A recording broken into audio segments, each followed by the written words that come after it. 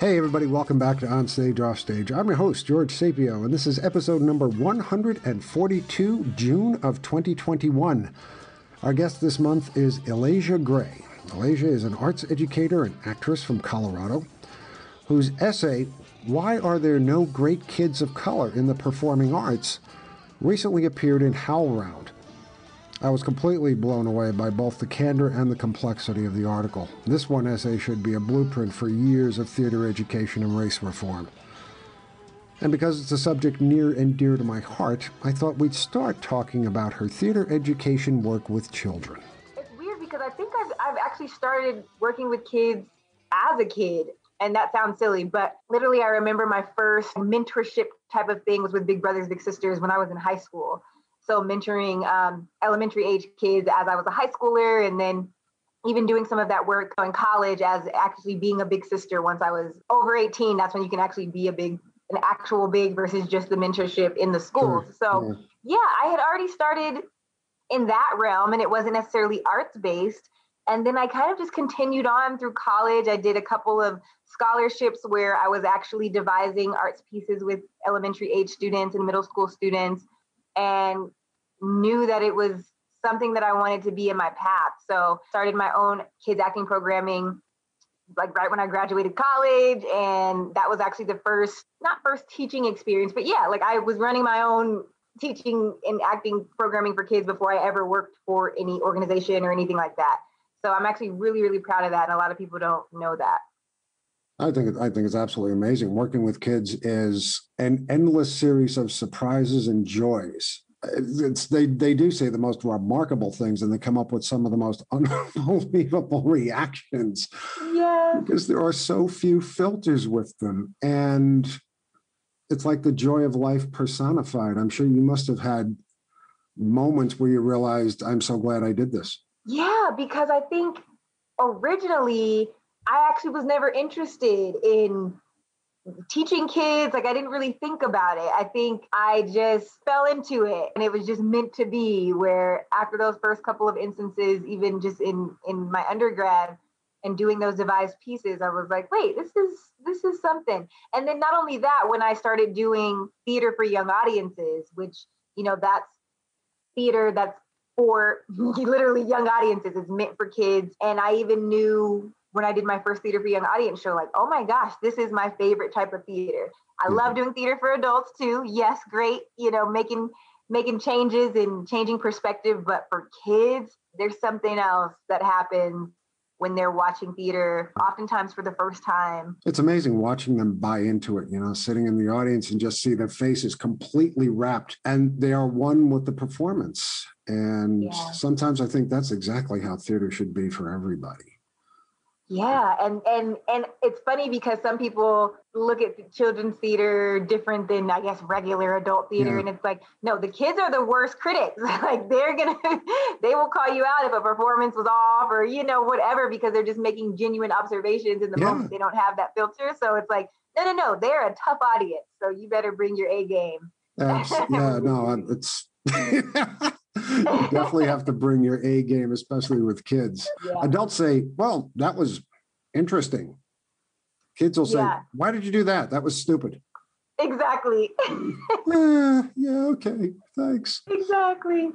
I came across your essay in HowlRound, Why Are There No Great Kids of Color in the Performing Arts?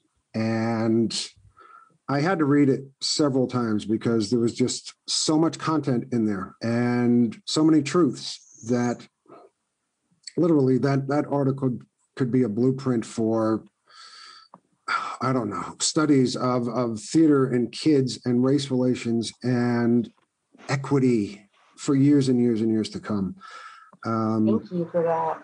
It's a powerful article, and I think everybody should read that. So let's talk about this. I've done a little bit of research on you, and you've written a lot and done a lot about race in theater and how it's a predominantly white institution and what it's like for children of color and people of color to walk into this and to participate. Can you talk about what it was that got this article started? I mean, there must have been a moment when he said, I've got to start writing this down and I've got to do this. Yeah. So with this particular essay, it's crazy because I had been writing about some of my experiences, as I mentioned in the essay, with one of the largest arts organizations that I taught at, and still dealing with some of the trauma that I experienced there. And I wrote about that at length for just different reasons, legal reasons as well. Like it was a really heavy situation. And I never put anything out because it was such a sensitive thing and just so many layers and, like I said, legal things going on that like I never could talk about it, which is another layer of trauma and oppression of like, well, it was crazy because 2020 I was finally, I guess you could say, free and able to talk about those experiences. I still never like mentioned them by name on purpose, but I was also starting my grad program, which is in social and environmental arts, and it's led by Patrice Cullors, who's the co-founder of Black Lives Matter.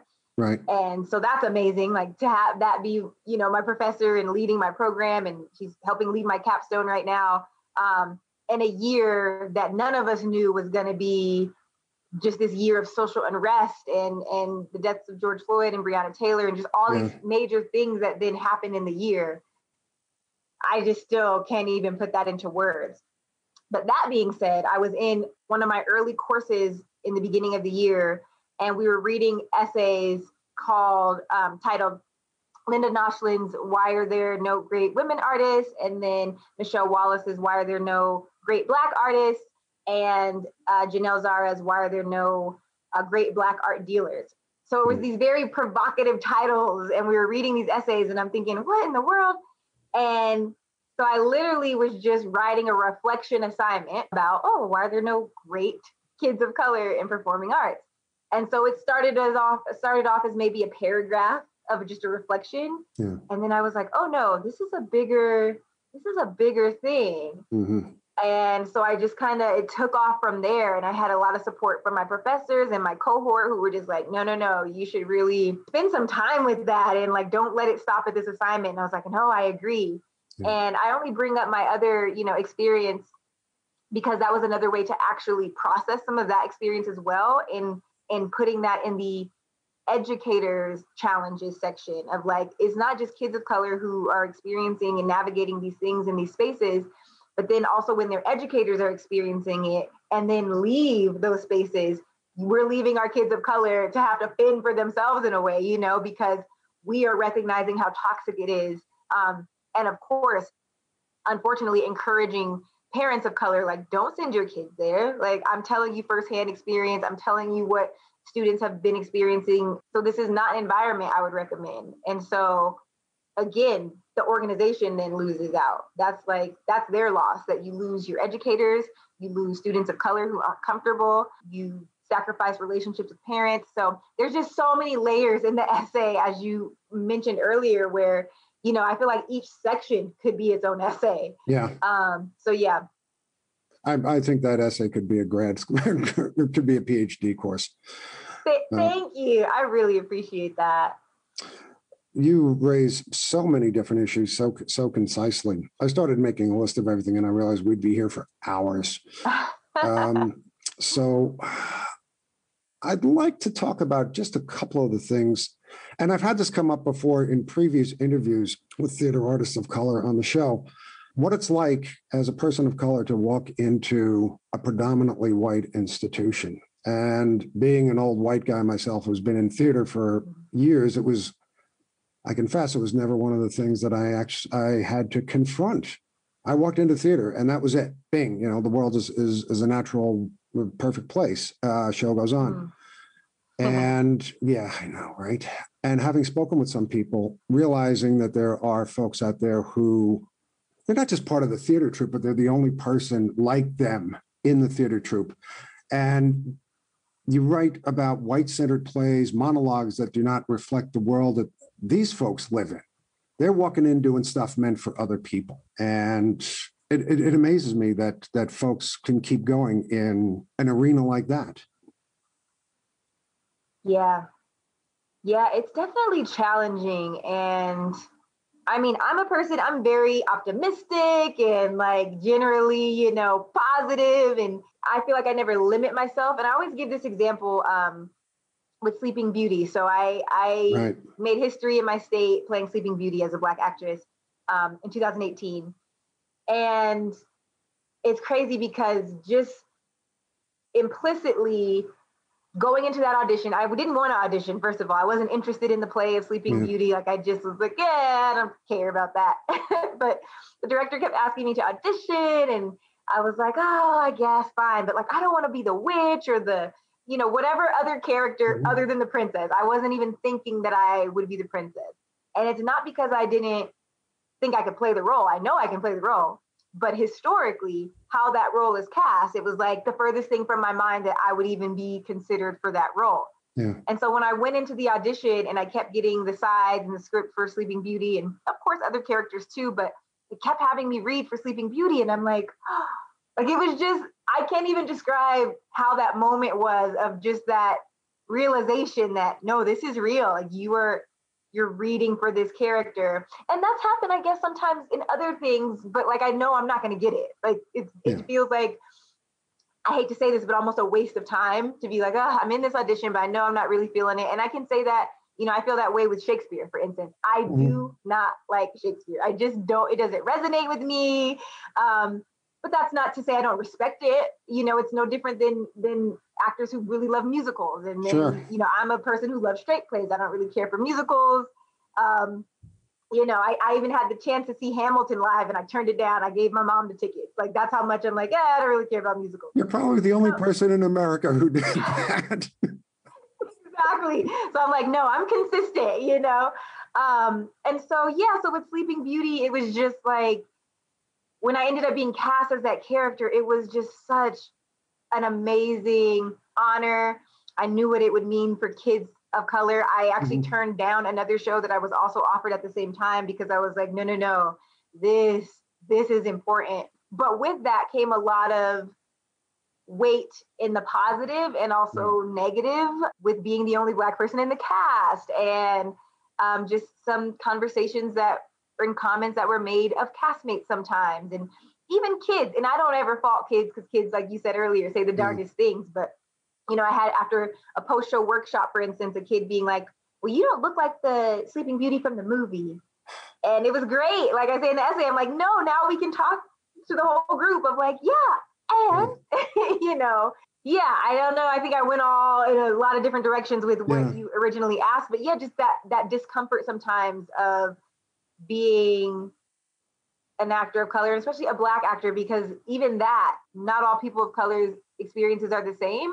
And some people speak to this, that like maybe Asian or Latinx who still get treated a little bit better or different than Black actors. So there's a lot of layers even with that. And it's not just in like on stage as well, because we're talking about education, but like I'm still literally just got behind a situation within this year of a workspace where they had to write me a harm to healing letter because of some of the stuff that transpired over the fall as I was teaching for them. And then they still missed the mark and then used my negative experience as a case study in a staff meeting. And so like just ridiculous things that continue to occur even after the year we just had in 2020. Takes people a long time to learn things sometimes because either they're not properly open to it, they're not listening, or they're not empathizing. And I think success rates, especially for issues like this, are unbelievably low, unfortunately. Absolutely, unfortunately. I think the other problem is there's a lot of people who think they know it all already. I think that's what I come up against the most, is a lot of these organizations are like, well, we have equity, diversity, and inclusion initiatives, and we have anti-racism policies. And it's like, we read the book White Fragility, and it's like, no, but you're still actively harming people of color. So just because you read the book, if you're not applying what you've learned, or you're not taking a moment, like you said, to listen or take a step back, then you're actually not doing the work. Yeah. Everybody likes to be proactive, and they like to get credit for doing something. And I think a lot of this just a lot of it boils down to just shutting up and listening and letting other people talk and ingesting, thinking about it, and then finding a way to match that up against the things you've done in your own life. Giving people voice is one of the more powerful tools that can be applied. Let other people have the microphone. I want to get back to Sleeping Beauty because I found that absolutely fascinating. And I'm thinking about what the kids in the audience thought. Were there many children of color? And what did they think about seeing a Black Sleeping Beauty? Did it make a difference to them?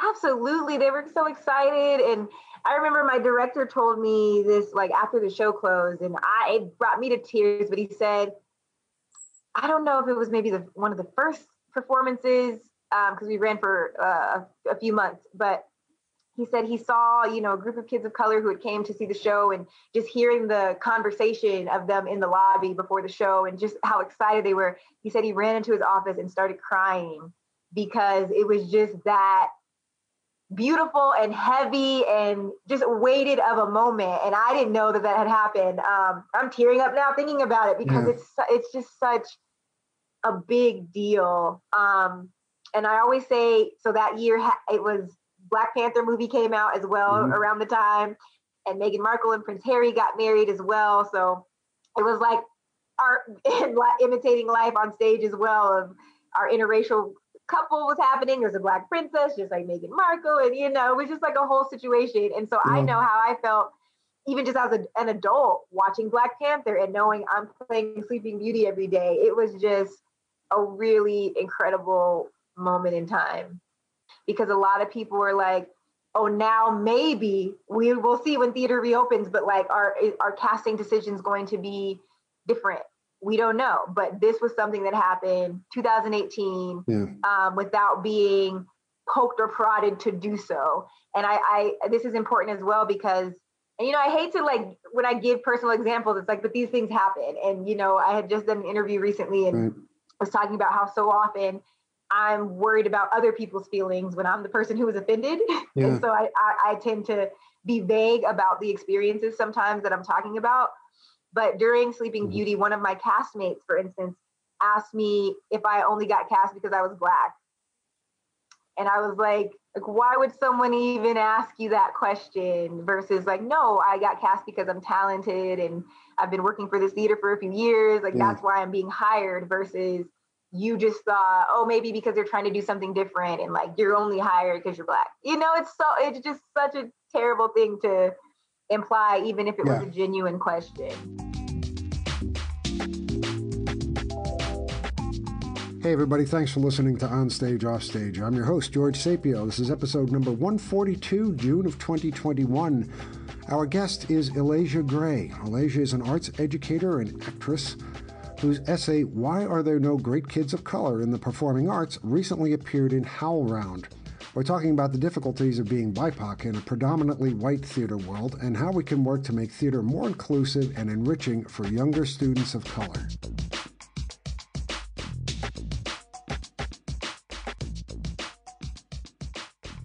Well, this leads me to something else that you've done. And in my research, I sat and I watched your video of acting while Black. And I probably cringed for the entire time. And it's something everybody in theater needs to go watch this right now, because there are truths that your castmates will not say to you. There are truths that your friend will not say to you because for very many reasons. All right.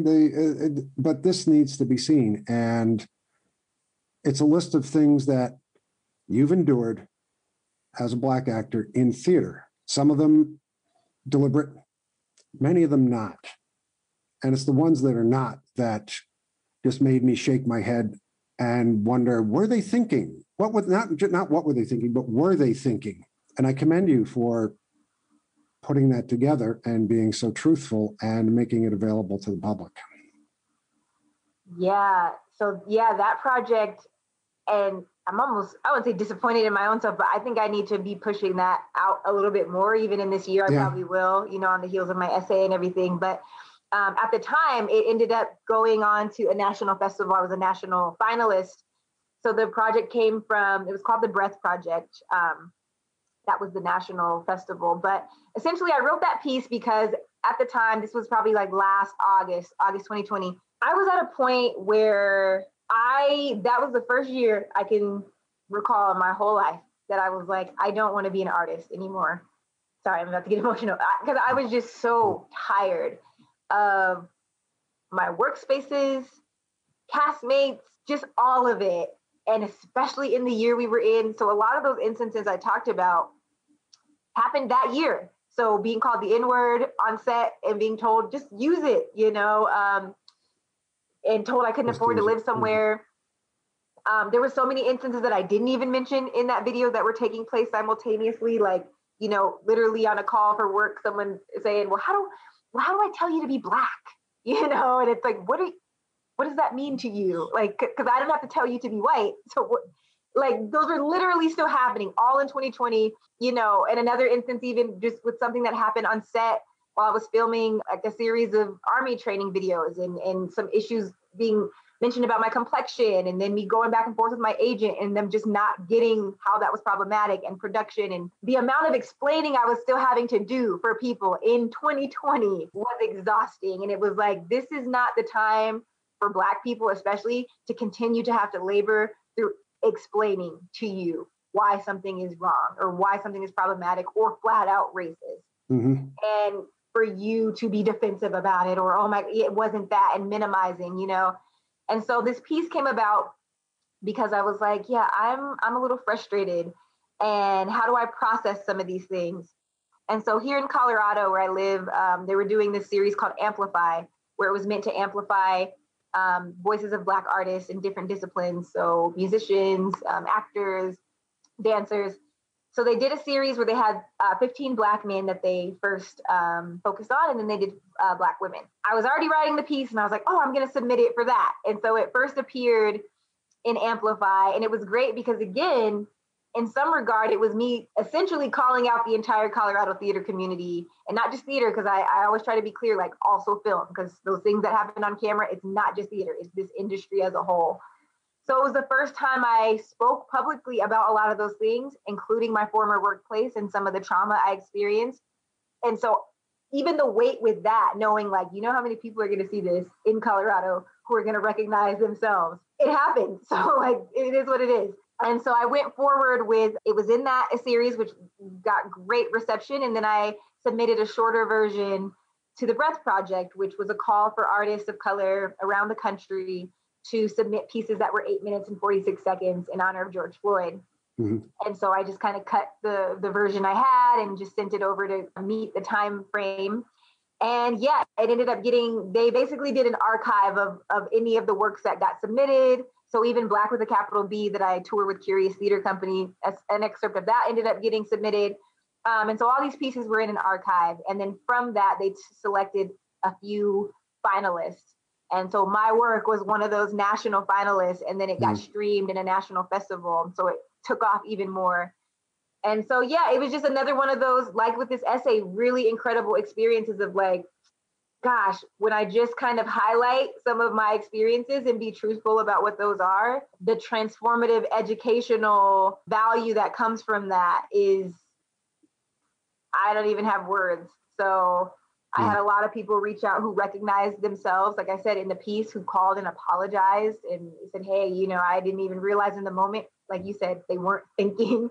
And yeah, so that was a long way of talking about like how it came to be, but also the two great series that it was in. But as I said, it's one of those things that, I need to probably push out there a little bit more even in this year, because it still applies. I think this conversation needs to keep going on and keep going on and keep going on. And we need to keep hearing this. We need to keep being reminded that there are people out there who do not have the advantages that some of the rest of us have, or they do not have the safety of space that some of the rest of us have. And that needs to be talked about, and it needs to be reminded, and it needs to be part of the culture. And I think the work that you're doing is a remarkable step towards that. I can't even imagine the difficulty. I can't even imagine what you must be going through day by day, but I do have a huge amount of respect for you as an educator and an arts person, especially, you're doing things for kids, which for me is the holiest thing possible. And, Layla's acting jam, working with kids in theater, giving them a chance to express themselves, to be a part of the team without being special, but yet having their own uniqueness brought to the table and glorified and worked with, and having them feel worthy, that's a gift that not enough people can give. So let's talk about the article. What can we do so that kids of color can truly be great in performing art spaces? It should be an ongoing conversation all across theater America. Absolutely. And how that will translate to not only kids, but then like just adult people of color, just it starts at that child age. And you said something earlier too about just kind of enduring these spaces. And I want to even highlight, I've had several colleagues who, whether they read the essay or after seeing Acting While Black, or just who know me personally, who are like, I don't know how you stay in this industry. I don't know how you continue to do it, because it is challenging. And then when it comes to the kids, though, that's a zero tolerance policy for me. Any type of racism or just cultural insensitivity altogether in those spaces, I have to call it out. And I think that's, what ultimately happened with my former workplace of not being silent, because there's a lot of people who, especially when you're working at a place that is just very well known and everyone, it's the equivalent to Broadway in your state and people are just happy to be here. That's how the institution also treats you, of like, no, you should just shut up and be happy to be here. And who cares that, kids are saying they're allergic to Black people, and just flag it. I literally was told, just flag it. And I'm like, what does that mean, flag it? What do you mean, flag it? Like, I can't teach kids. Is flag it a term for forget about it? Yes, essentially, of like, you don't want to deal with it. And I want to be really clear too. So the things that kids say that are racist, or, I don't fault kids for what they say in some regard, to some extent, right? Because they're learning that from home. So a great example is one of the things I talk about in the essay and in Acting While Black, of a kid saying they didn't appreciate brown skin. That was a 5-year-old who said that. And she knew exactly what she was talking about, because, I'm also one, I'm not going to jump down a kid's throat. I'm like, tell me more about that. Or I really try to assess what's happening in the moment. And we were coloring. So it was in regards to a kid was literally using the color, not even brown, but black, to color in a character. And he all week was talking about how black is his favorite color, yada, yada. And the little girl just kept saying, well, no, I just don't think you should be using that. Again, a 5-year-old. And I'm looking at her. I said, well, let's all just use our imagination and let's just like allow people to color how they want. Yeah. And she kept going down the road and then finally said, well, I just don't appreciate brown skin. And I was in shock. Like, my jaw literally dropped. And I was just like, well, I have brown skin. And I remember my teaching assistant, because that's important too. That's another student, essentially, a college or high school student that we would have at this particular organization during this time, that are watching these things happen too. And he was white, and he was like, no, we don't talk like that. And then later he asked me, he said, was that okay? Was it okay for me to jump in? And I said, it was actually more important for you to jump in because you look like her. Yeah. So I can say whatever I'm going to say, but you look like her, and she needs to know that not all people who look like her think that way, even if that's what she's getting from home. And again, I can't necessarily fault her for what she said, but this child was also one who would not let me touch her during activities. And I didn't even make the connection until she made that comment. And I was like, oh, this is a bigger thing. So the issue there was, it was a situation where I couldn't talk to her parent because it was like a summer camp at the time. So, or else I would have already made that phone call home. In Layla's acting gym, I would have already been on the phone. Anytime I'm directing, that's not even a question. But in this instance, I had to talk to like my education director, and I had to go through channels of, hey, this happened in my class today. I would like for you to make a call home, or how are we gonna, deal with this? And so that's what I received, was those flagging and, oh, we'll just see. And I'm like, no. And then, proceeding were, again, just physical actions done to me by different children after making racist comments. And again, what I'm noticing is my workplace is telling me to just suck it up and endure that. And as the only Black educator there, especially, in my capacity, meaning I worked there year round for several years, I couldn't just let that go. And seeing what that then, and again, I say this in the essay, I'm an adult and I can navigate that differently, but there's also kids who are hearing that and are being said these things too, and having some of these actions done. And they are not, I literally have a student, a parent who's told me their kid will never go back there based on what they experienced. And I told my colleagues at the time, I said, I don't want this to be a space, in theater period, should never be a space where kids come in and they find out, oh, today is the day I learned I was different because some comment was made to them. And then the adults in the room didn't do anything about it or didn't seem to care about it. Abandonment. It just is so frustrating. Yes, and so that's what I mean too by the different set of rules in place and the different feelings, whose feelings matter. Right. We're more concerned about having to have a conversation with the white parents because we don't want them to not have their kid come here anymore and we want their dollars. But what about the kids of color who are similarly crying, not wanting to come back? You're fine for them to walk out of the door. Somebody told me once years ago, when a kid walks into your classroom, it's not the kid, it's the whole household. Yeah. And you have to deal with that. I taught high school students for a while, and it was like every household member was in that classroom with me, just from the things they said and the way they talked about people who are different. Mm-hmm. But you've done so much work. Let's talk about Lele's Acting Jam, because I want to. I really want to hear how you work with these kids. According to what I've read about you, these kids have gone on to children's shows. They've gone to professional stages, commercials, TVs. That they've got film credits. It's like you're churning out your own little mini Hollywood here. Eager, happy thespians being, tossed into the void for fame and fortune. Yeah. And we all know what that's about. But the possibilities, anyway, it's a tough business. It's one of the toughest businesses going. Definitely. But I keep imagining your classroom as one of the happiest places. I would say so. And that's not to toot my own horn, but it's literally the feedback I get from my kids every day, And so, as an educator, I teach in a lot of different capacities. So I still currently teach for several organizations, both locally, nationally. I'm doing a residency right now this week, plus my Lele's Acting Jam. So I'm always teaching. And I think even that, there's this level of respect that isn't always there in places that I'm an educator for, that I'm saying I have kids who do professional stuff. Like, oh yeah, I didn't even realize, or they know, this, but you just don't want to give me credit for that, or even, I don't know what that's about. That's, their problem, not mine. But one of the first kids I ever coached since he was 5 went on to star on Fuller House. He was one of the main characters. He played Max Fuller, and named Elias Harger. And currently I had quite a few students in a documentary. It started as a verbatim docu-theater piece called Colorado 2020 with Boulder Ensemble Theater Company, where, I advocated even on that project to have the youth. So of all the Coloradans we interviewed and then, took their words and crafted scripts and things like that, I was like, no, but we need to hear from the youth.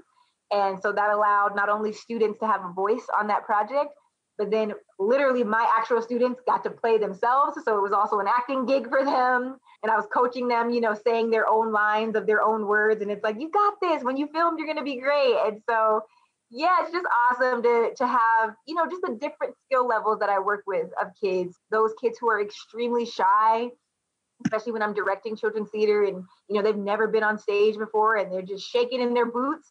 And then by the time they actually do the production and have gone through the rehearsal process, just to see the self-confidence in them is major, just as important as the kids who know they want to act and they excel in it and they're ready to be on stage, no stage fright. It's like both sides of that coin are really incredible to watch and help cultivate. I don't understand that term, no stage fright. I envy anybody who can just do it. It's hard. It's horrible. I these next words, I'm going to hate saying them, but Ilasiea Gray, our time is pretty much up here. I know you have appointments to get to, and there was so much more that I wanted to talk to you about. Your experience in grad school and the CO 2020 and the American Alliance for Theater and Education. And oh my gosh, we needed 2 more hours. I know. God. Can you, for our audience, please, because I know people are going to want to find out more about you. How can they do so online? Do you have a website? How can we track down all things Ilasiea? Yeah, definitely. You can go to my website. It's www.ilasiea.com. So that's ILASIEA.com. You can also follow me on social media, Instagram. I'm at Lay Gray. So that's LAEGRAY. And I'm on Facebook as well. So yeah, I always am always updating all of those things. So you can always see what I'm up to. Cool. We will do so. Thank you again so much for being here. Thank you for having me. Hey kids, thanks for listening to Onstage Offstage. Onstage Offstage is produced monthly, and all of our shows can be found at onstageoffstage.org and also on iTunes and Spotify. If you enjoy what we do, please recommend us to your friends. Don't forget to like us on Facebook and follow us on Twitter at OnOffStage. And if you are a theater artist with an upcoming project of interest or work in a part of theater we haven't covered yet, or know of someone in the theater who would make really good chat, send us a note at info@onstageoffstage.org.